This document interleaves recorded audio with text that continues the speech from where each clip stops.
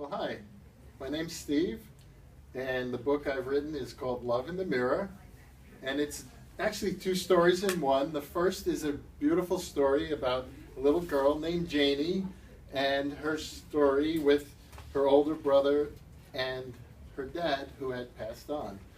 And there's also a note to parents, a technique called the mirror technique. It was written by Maxwell Maltz in the 60s, and it's all about doing affirmations using a mirror to reinforce the affirmation. You use first person, second, and third person.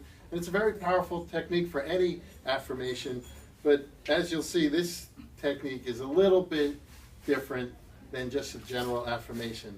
You see, Janie, she loves herself and she loves her family very much. And she's a brave little girl because her dad has passed on, but she's still a very happy child. And her older brother, Bobby, he takes care of her. And one day when they were out playing together, he told her how much he missed their dad, and he was very upset about it. And so, you didn't know you're getting the whole story, did you? And so she explained how she felt him in their garden that he planted, and in many ways, and also in a game that they played together called the mirror technique. And when she did that game, she felt that he was still with her. And the mirror technique is where she looks in the mirror and she sees herself and says, I love you, and I love me, and I love her. And she even loves when she's sick and when she's healthy and when she's silly, and she just loves everything about herself. And that helped Bobby so much get through his time of duress.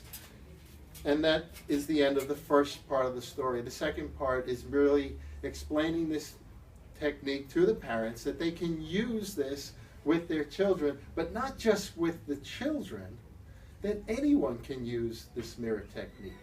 You use first person, I love me, and second person, I love you, and third person, I love him or her, but also you love you, and you love me, and you love him or her, and third person, he or she loves me.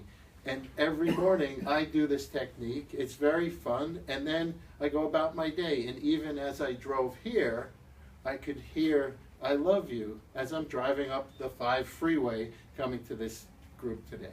And so you get this added benefit, besides a beautiful story about in a picture book about a little brave girl, but you have this ability to expand your and raise your self-esteem.